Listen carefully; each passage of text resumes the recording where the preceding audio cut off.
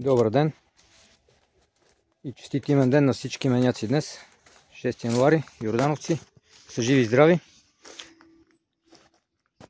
Исках да ви покажа справянето ми с болести в оранжерията, чрез изпаряване на сяра. Ето го таймера, чрез който включвам хотбокса. Сега отивам и до него. Таймера го включва само вечер. Програмирал съм го 3:30 през нощта да включи и 6 часа да се изключи. Оставим оранжерията затворена още 2-3 часа, след което отварям вратите, проветрявам и вече мога да влизам да си работя. Ето го този прословут хотбокс. 45 ватов реутан. Включвате в мрежата.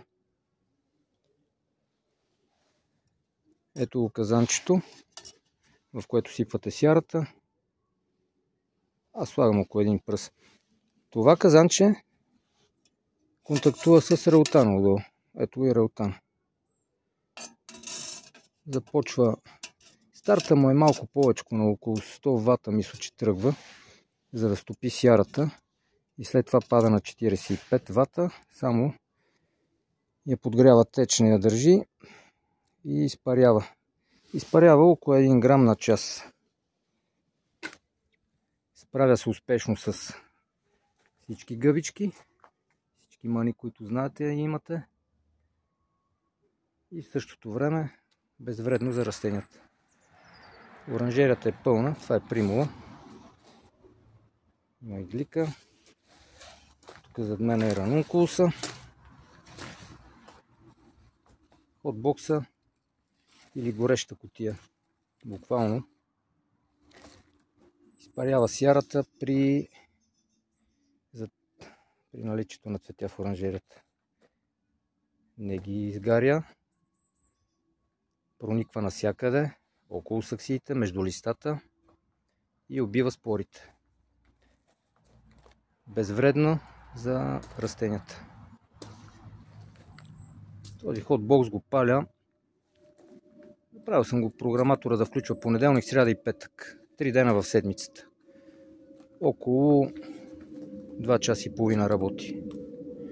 При силно нападение на болести може да се оставя да работи по 4 часа. През ден, може и всеки ден.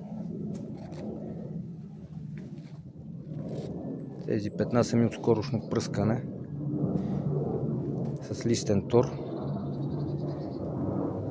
Но виждате да е. Значи дори има и цветове. Вече са тръгнали цветовете на някои от игликите. И ето. Сярата е безвредна дори за тях. Това е моя начин за справяне с болести. Виждате колко е нагъсто примулата, което е лошо, защото няма добро проветрение. Задържа се влагата и много лесно тръгват болести. Но с редовно пръскане и с помощта на този хотбокс ги държиме здрави. Може да се възползвате от съветите. Благодаря ви за вниманието.